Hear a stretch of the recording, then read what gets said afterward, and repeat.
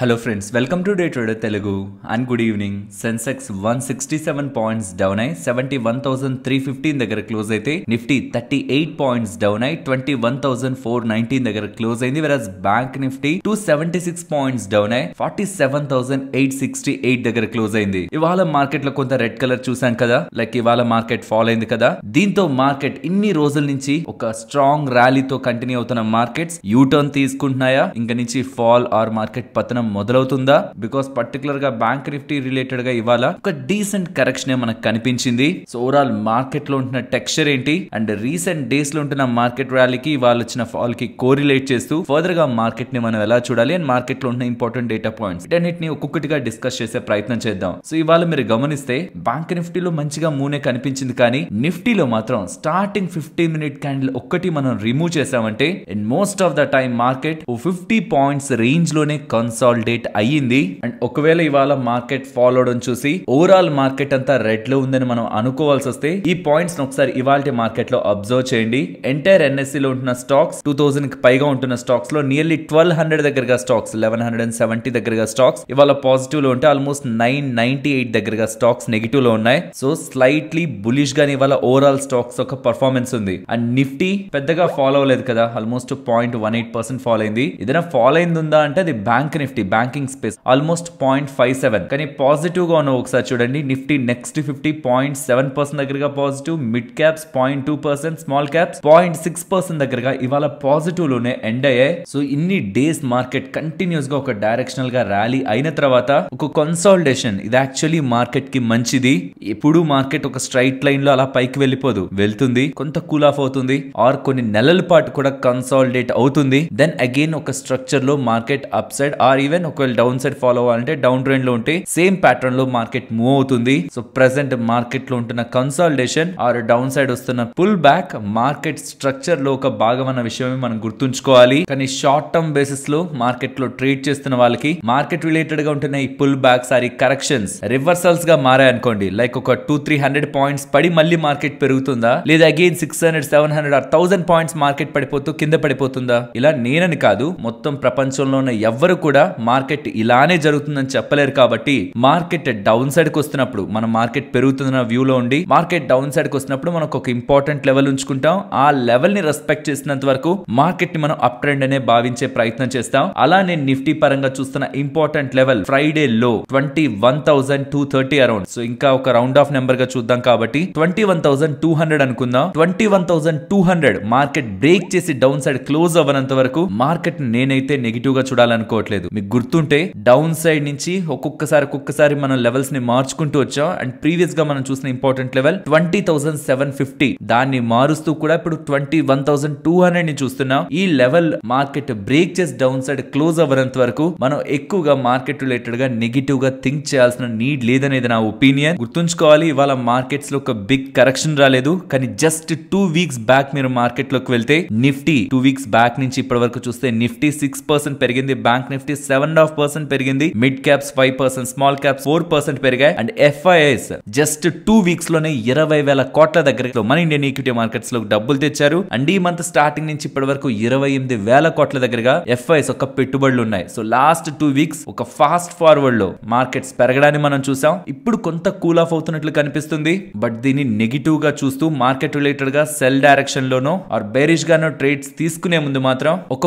Proper confirmation కోసం wait చేయాలి. Else అన్నెసరీగా ఇలా మార్కెట్ రిలేటెడ్ గా వస్తున్న ఈ స్మాల్ డిప్స్ ని మనం బిగ్ ఫాల్ అనుకొని ట్రాప్ అవడానికి కూడా ఛాన్సెస్ ఉన్నాయి. అండ్ మీకు ఇలా అనిపించిందా బ్యాంక్ నిఫ్టీ అంతలా ఫాలో అయింది? ఈవెన్ ఐటీ స్టాక్స్ కూడా ఫాలో అయ్యాయి. మరి నిఫ్టీ నిలబెట్టింది ఎవరని? రిలయన్స్ ఇండస్ట్రీస్ నియర్లీ 1% దగ్గరగా పెరిగింది. అండ్ ఇవాళ ఫార్మా ఇండెక్స్ కూడా మీరు గమనిస్తే most of the pharma stocks లో ఇవాళ గుడ్ యాక్టివిటీ కనిపించుంటుంది. ఎంటైర్ ఫార్మా ఇండెక్స్ 1% దగ్గరగా పెరిగింది. అండ్ గ్లోబల్ గా ఉన్న డేటా పాయింట్స్ యుఎస్ కి సంబంధించి ఫ్రైడే సర్వీసెస్ పిఎంఐ డేటా వచ్చింది అండ్ ఇండస్ట్రియల్ ప్రొడక్షన్ డేటా వచ్చింది. రెండు స్ట్రాంగ్ గానే ఉన్నాయి. అండ్ ఇవాళ మార్కెట్స్ ఓపెన్ అవడానికి ముందు ఏషియన్ మార్కెట్స్ కొంత ఫాలో అయినాయి అండ్ క్రూడ్ ఆయిల్ కొంత పెరిగింది. సో ఓవరాల్ గ్లోబల్ గా కూడా మార్కెట్స్ లో లిటిల్ ప్రాఫిట్ బుకింగ్ అయితే కనిపించింది. బట్ గ్లోబల్ మార్కెట్స్ ని మన మార్కెట్స్ తో కంపేర్ చేయలేం, బికాస్ మన ఇండియన్ ఈక్విటీ మార్కెట్స్ రిలేటెడ్ గా ఒక మేజర్ డొమెస్టిక్ ఫ్యాక్టర్ ప్లే అయింది రీసెంట్ టైమ్స్ లో. వెరస్ గ్లోబల్ మార్కెట్స్ లో జస్ట్ ఫెడ్ ఈవెంట్ ఒకటే ప్లే అయింది. అదే మన మార్కెట్స్ లోకి వచ్చేసరికి లాస్ట్ 2 వీక్స్ లో వచ్చిన మేజర్ గెయిన్స్ అంతా కూడా ఎలక్షన్స్ రిలేటెడ్ గా అవుట్కమ్ వచ్చిన తర్వాతే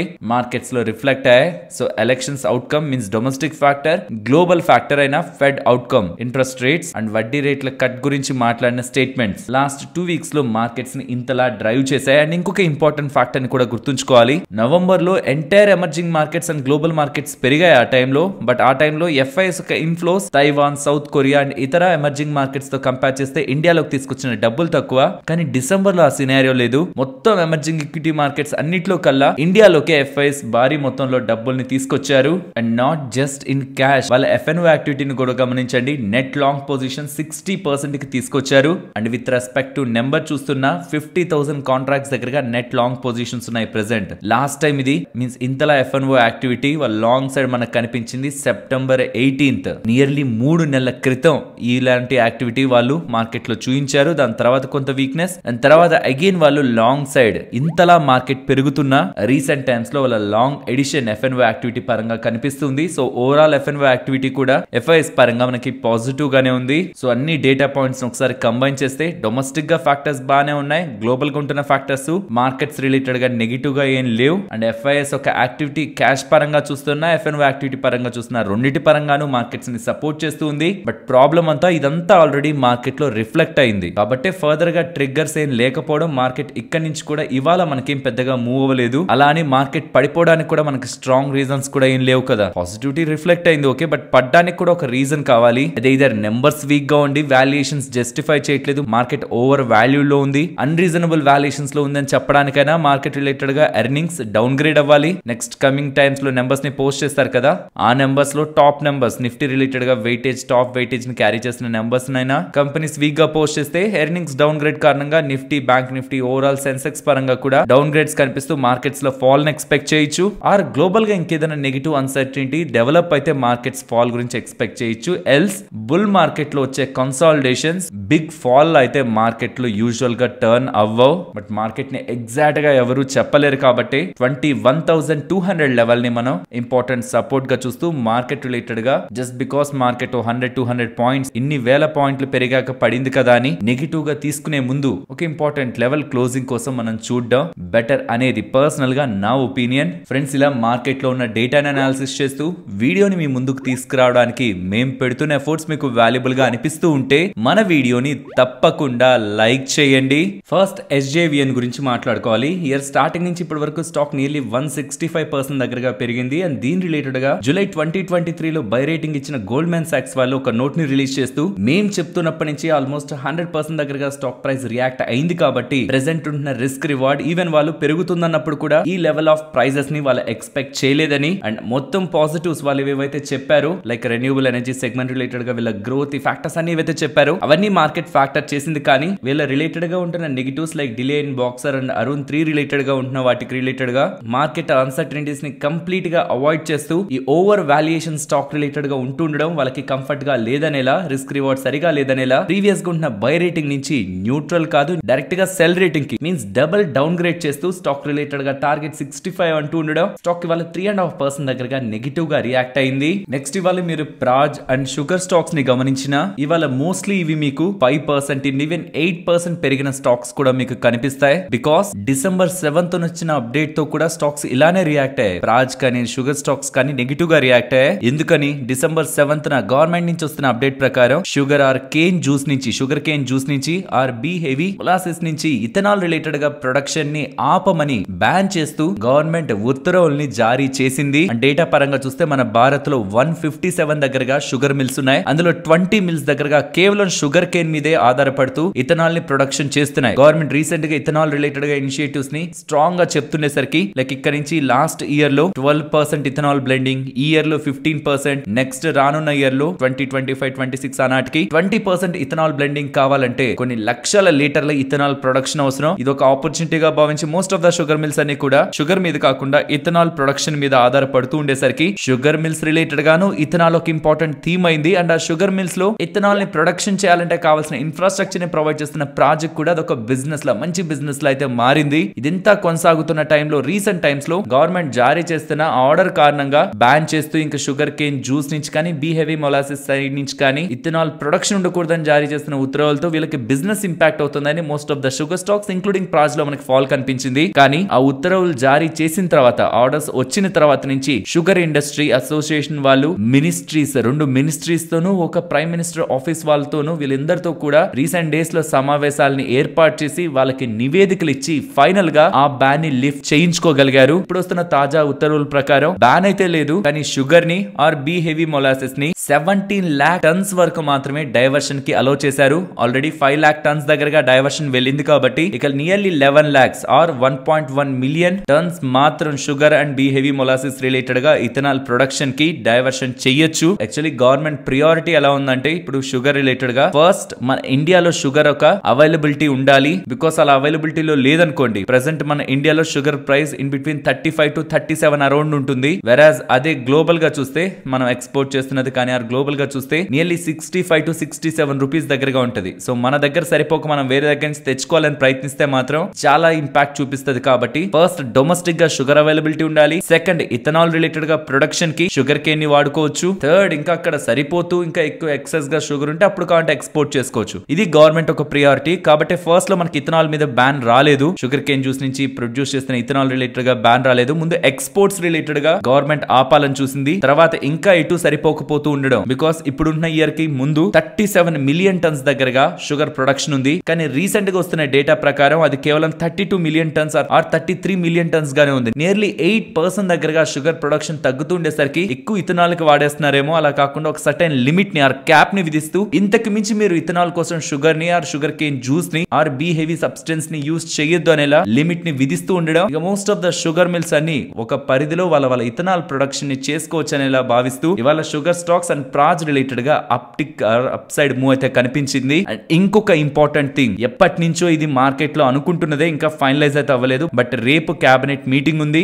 బి హెవీ సబ్స్టెన్స్ నుంచి తయారవుతున్న ఇథనాల్ కానీ అలాగే సి హెవీ నుంచి తయారవుతున్న ఇథనాల్ కానీ ప్రైజెస్ పెరుగుతాయనేలా మార్కెట్ లో ఎక్స్పెక్టేషన్స్ ఉన్నాయి. బి హెవీ రిలేటెడ్ గా 59 గా ఉంటున్న పర్ లీటర్ ప్రైజెస్ 64 దగ్గరగా వెళ్తుందని, అలాగే సి హెవీ రిలేటెడ్ గా 49 గా ఉంటున్న ప్రైస్ పర్ లీటర్ ప్రైస్ 59 గా వెళ్తుందనేలా మార్కెట్ లో ఎక్స్పెక్టేషన్స్ ఉన్నాయి. అండ్ దీని రిలేటెడ్ గా కూడా రేపు మనకి ఫైనల్ అప్డేట్స్ వస్తాయి. Market time or market end అయ్యాక కానీ అది కూడా ఫర్దర్ గా మనకి sugar stocks and Praj related గా కూడా ఇంపాక్ట్ ని పాజిటివ్ గా తీసుకురావచ్చు. సో ఈ ఈవెంట్ కూడా పెండింగ్ లో ఉందన్న విషయాన్ని మనం గుర్తుంచుకోవాలి. ఫ్రెండ్స్, ఇలా న్యూస్ అప్డేట్స్ ని అనాలిసిస్ చేస్తూ మీ ముందుకి కంటెంట్ తీసుకురావడానికి మేం పెడుతున్న ఎఫర్ట్స్ మీకు వాల్యుబుల్ గా అనిపిస్తూ ఉంటే మన వీడియోని తప్పకుండా లైక్ చేయండి. నెక్స్ట్ ఐఆర్సిటిసి గురించి మాట్లాడుకోవాలి. ఐఆర్సిటిసి నియర్లీ 12% దగ్గరగా ఇవాళ పెరిగింది. ఏదైనా అప్డేట్ ఉందా అని మీరు ఎక్స్చేంజెస్ లో చూసే ప్రయత్నం చేయండి. 13 డిసెంబర్ మీన్స్ వెనస్డేనే మనకి ఫైనల్ అప్డేట్ కనిపిస్తుంది. అండ్ అప్డేట్ కూడా ఛానల్లో మాట్లాడుకున్నాం. ఐఆర్సిటిసి వాళ్ళు జస్ట్ రైల్వేస్ లోనే కాకుండా ఇతర గవర్నమెంట్ ఆర్గనైజేషన్ అటానమస్ బాడీస్ తో కూడా టైఅప్ అయి క్యాటరింగ్ పరంగా వాళ్ళతో కూడా టైఅప్ అయి బిజినెస్ చేయాలనుకుంటున్నారనేలా వాళ్ళ మేజర్ ఎక్స్పాన్షన్ ప్లాన్స్ ని అప్డేట్ చేశారు. నియర్లీ 15 మోర్ క్యాటరింగ్ యూనిట్స్ ని అక్రాస్ ద కంట్రీ ఎస్టాబ్లిష్ చేస్తారనేలా అప్డేట్స్ ఉన్నాయి. మరి రియాక్ట్ అవ్వాలంటే అప్పుడే స్టాక్ రియాక్ట్ అవ్వచ్చు. ఆ రోజు కూడా రియాక్ట్ అయింది కొంత పాజిటివ్ గా, బట్ ఇంతలా కాదు. బట్ స్టాక్ ఇవాళ 12% పెరగడానికైతే మీరు ఐఆర్సిటిసి తప్పించి ఇంకే ఇతర రైల్వే స్టాక్ ని చూసినా అవి భారీగా రియాక్ట్ అయ్యాయి. ఒక్క ఐఆర్సిటిసి తప్ప ఇయర్ స్టార్టింగ్ నుంచి ఇప్పటి వరకు 36% రిటర్న్ మాత్రమే ఐఆర్సిటిసి స్టాక్ ఇచ్చింది. వెరాజ్ మీరు ఇంకే ఇతర రైల్వే స్టాక్ ని టచ్ చేసినా అసలు ఆ రిటర్న్ కి దీనికి సంబంధమే ఉండదు. And even with respect to price October 2021 ఆ టైంలో నియర్లీ 1280 రూపీస్ వరకు వెళ్ళిన తర్వాత స్టాక్ ఆల్మోస్ట్ 550 దగ్గరగా మల్టిపుల్ టైమ్స్ టచ్ చేస్తూ ఈ 770 మార్క్ జోన్ లోనే ఈ 550 to 770 ఈ మార్క్ లోనే ఆల్మోస్ట్ 1.5 year నుంచి కన్సాలిడేట్ అవుతూ వచ్చింది. కానీ ఫర్ ద ఫస్ట్ టైం ఈ మార్క్ ని బ్రేక్ చేస్తూ ప్రెసెంట్ అప్ సైడ్ బ్రేక్ అయింది ప్రైస్. నెక్స్ట్ ఉంటున్న లెవెల్ ఇంపార్టెంట్ గా ప్రీవియస్ గా ఉన్న రెసిస్టెన్స్ ప్రకారం 920 ఈ లెవెల్ ని కూడా ఇది మేనేజ్ చేస్తూ అప్ సైడ్ కి వెళ్ళగలుగుతూ ఉంటే ఇన్ని రోజుల నుంచి ఉంటున్న ప్రైస్ లో ఉంటున్న కన్సాలిడేషన్ పరంగా బ్రేక్అవుట్ ని మనం ప్రైస్ యాక్షన్ పరంగా చూడొచ్చు. ఫ్రెండ్స్, ఫండమెంటల్ గా ప్రతిసారి మనకి కొన్ని రీజన్స్ దొరకవు. అండ్ కొన్ని సందర్భాల్లో news update or business update వస్తున్నప్పుడు కంటే తర్వాత రోజుల్లో దాన్ని మార్కెట్ అర్థం చేసుకొని ఎంత ఇంపాక్ట్ ఉంటుందని broking reports or investment banks release చేస్తున్న రిపోర్ట్స్ తోనే most of the stocks react అవుతూ ఉంటాయి. కాబట్టి రీసెంట్ టైమ్స్ లో ఐఆర్సిటిసి వాళ్ళు బోల్డ్ అప్డేట్స్ చేశారు. వాటి వేటికి కూడా స్టాక్ భారీ మొత్తంలో రియాక్ట్ అవ్వలేదు. అండ్ రైల్వేస్ రిలేటెడ్ గా కూడా చాలానే అప్డేట్స్ వచ్చాయి. ఎస్, అవన్నీ డైరెక్ట్ గా ఐఆర్సిటిసి వాళ్ళకి రెవెన్యూ క్రియేటింగ్ అప్డేట్స్ కాకపోతున్నా ఈ రైల్వే థీమ్ కి ఏమాత్రం కనెక్టెడ్ గా ఉంటున్న స్టాక్స్ లైన్ వచ్చిన ర్యాలీ కూడా ఐఆర్సిటిసి రాలేదు. But for the first time IRCTC stock కూడా ఇలా మూవ్ అవుతూ ఇంపార్టెంట్ లెవెల్స్ బ్రేక్అవుట్ అవుతూ ఉండడం మేబీ ఎంటైర్ రైల్వే థీమ్ లో కొంత రీజనబుల్ గా వాల్యుయేషన్ పరంగా బిజినెస్ పరంగా అట్రాక్టివ్ గా ఉంటున్న స్టాక్ ఐఆర్సిటిసి అని బిగ్ ప్లేయర్స్ భావిస్తూ మేబీ ఫండ్స్ ఈ స్టాక్ లోకి ఇన్ఫ్యూజ్ చేస్తుండడం స్టాక్ ర్యాలీ బ్యాక్ ఉన్న ఇంపార్టెంట్ రీజన్ గా చూడొచ్చు. బట్ నెక్స్ట్ ఉంటున్న లెవెల్ ఇంపార్టెంట్ లెవెల్ 920, అది కూడా బ్రేక్ అయితేనే ఫర్దర్ గా ఈ ప్రైస్ మూవ్ రిలేటెడ్ గా మనకి స్ట్రాంగ్ కన్ఫర్మేషన్ అయితే దొరుకుతుంది. అండ్ ఇంకొకటి క్లారిఫై చేద్దాం అనుకుంటున్నాను, మీకు ఇందాక చెప్పాను కదా, ఈ లాస్ట్ 1.5 year నుంచి ఐఆర్సిటిసి లో కన్సాలిడేషన్ ఉంది, whereas rest of the railway stocks చాలా బాగా మూవ్ అయ్యాయని. సేమ్ అలానే ఒక పాయింట్ లో ఐఆర్సిటిసి మూవ్ అయినంత విధంగా ఇంకే ఇతర రైల్వే స్టాక్ కూడా మూవ్ అవ్వలేదు. అంత యుఫోరియా ఉంది ఐఆర్సిటిసి పరంగా, అది కూల్ ఆఫ్ అయింది, కన్సాలిడేట్ అయింది అండ్ ప్రెసెంట్ బ్రేక్అవుట్ అయ్యే ప్యాటర్న్ లో అయితే కనిపిస్తూ ఉంది. నెక్స్ట్ లెవెల్ ని 920 లెవెల్ ని ఇంపార్టెంట్ రెసిస్టెన్స్ గా చూస్తున్నాను. ఇది ఎందుకు చెప్తున్నాను ఈ ఒక పాయింట్ ని అంటే, IRCTC reasonable valuation or attractive valuation లేని దొరికిపోవట్లేదు. But rest of the railway stocks move అయినంత విధంగా రీసెంట్ టైమ్స్ లో ఐఆర్సిటిసి మూవ్ అవ్వలేదు. మేబీ ఆ రీజన్ ఈ రీసెంట్ డేస్ లో ఐఆర్సిటిసి వాళ్ళు చేస్తున్న అప్డేట్స్ తో ఈ స్టాక్ ని కూడా బిగ్ ప్లేయర్స్ ఇన్వెస్ట్మెంట్ ఆప్షన్ లో చూస్తున్నారేమో. స్టాక్ కూడా ఆ డైరెక్షన్ లో పాజిటివ్ గా స్ట్రాంగ్ గా మూవ్ అవుతుంది కంపేర్డ్ విత్ ఇతర రైల్వే స్టాక్స్. అండ్ ఎన్ఎస్సి కి ఇంచుమించు సెబీ వాళ్ళు ఒక షాక్ ఇచ్చారని అనుకోవాలి. బికాస్ ఎప్పటి నుంచే ఎన్ఎస్సి వాళ్ళు ఐపీఓగా మార్కెట్ లోకి రావడానికి ప్రయత్నిస్తూ ఉన్నారు. అండ్ ప్రెసెంట్ వస్తున్న అప్డేట్స్ ప్రకారం ఎన్ఎస్సి వాళ్ళు మార్కెట్ లోకి ఐపీఓగా రావాలంటే కనీసం ఒక సంవత్సరం రోజులైనా గ్లిచ్ ఫ్రీగా ట్రేడర్స్ కి అండ్ ఇన్వెస్టర్స్ కి ఎటువంటి గ్లిచెస్ ని లేకుండా ప్లాట్ఫామ్ ని ప్రొవైడ్ చేస్తూ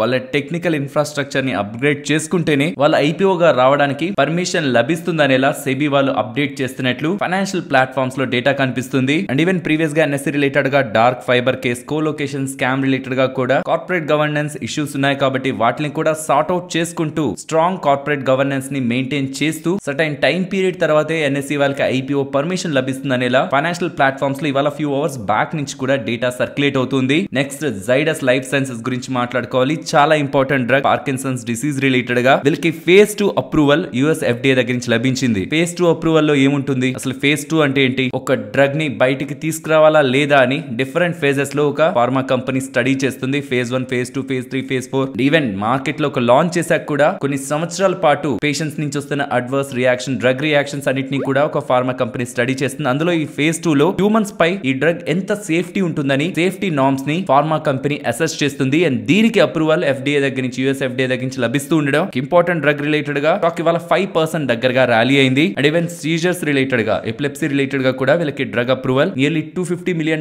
దగ్గరగా బిజినెస్ చేయగలిగే డ్రగ్ అప్రూవల్ వీళ్ళకి లభించింది. అండ్ లారస్ ల్యాబ్స్ రిలేటెడ్ గా ఐఐఎఫ్ఎల్ వాళ్ళు ఒక నోట్ ని రిలీజ్ చేశారు. రీసెంట్ డేస్ లో వీళ్ళ రిలేటెడ్ గా లండన్ లో ఒక రోడ్ షో ని వీళ్ళు హోస్ట్ చేశారని ఐఐఎఫ్ఎల్ వాళ్ళు. అండ్ అందులో లారస్ మేనేజ్మెంట్ చెప్తున్నది FY24 లో కొంత ఛాలెంజింగ్ గానే ఉందని, కానీ అప్కమింగ్ టైమ్స్ లో growth factors or growth drivers కూడా ఉన్నాయి, దాంతో కండిషన్స్ ఇంప్రూవ్ అవుతాయనేలా ఐఐఎఫ్ఎల్ వాళ్ళు స్టేట్మెంట్స్ చేస్తుండడం స్టాక్ ఇవాళ 3.5% పెరిగింది. నెక్స్ట్ ల్యాండ్ మార్క్ కార్స్, వీళ్ళు డీలర్షిప్స్ ని and even after sales related గా కూడా బిజినెస్ చేస్తుంటారు. ఫర్ ద ఫస్ట్ టైం వీళ్ళు సౌత్ ఇండియాలో, అది కూడా హైదరాబాద్ లో వర్క్ షాప్ ని సెటప్ చేయడానికి మెర్సిడీస్ బెంజ్ వాళ్ళు, వీళ్ళ రిలేటెడ్ గా important client Mercedes Benz, nearly 33% దగ్గరగా రెవెన్యూస్ ఆ క్లయింట్ దగ్గర నుంచి వీళ్ళకి వస్తాయి. వాళ్ళ దగ్గర నుంచి వర్క్ షాప్ ని స్టార్ట్ చేసుకోండి హైదరాబాద్ లో అనేలా వీళ్ళకి అప్రూవల్ వస్తూ ఉండడం. ఫర్ ద ఫస్ట్ టైం వీళ్ళు సౌత్ ఇండియాలో అడుగు పెడుతున్నారు, అది కూడా హైదరాబాద్ లో. అండ్ దీంతో వీళ్ళు టోటలీ 10 స్టేట్స్ లో అడుగు పెడుతున్నట్లు, వీళ్ళ బిజినెస్ ప్రెజెన్స్ ని చూపిస్తున్నట్లు. అండ్ ఇది స్టార్ట్ చేశాక ఇది వాళ్ళ 21st మెర్సిడీస్ బెంజ్ అవుట్లెట్ అవుతుంది. అండ్ దీంతో పాటు వీళ్ళకి లెటర్ ఆఫ్ ఇంటెంట్ కూడా లభించింది ఎంజీ మోటార్స్ వాళ్ళ దగ్గర నుంచి. అహ్మదాబాద్, గుజరాత్ లో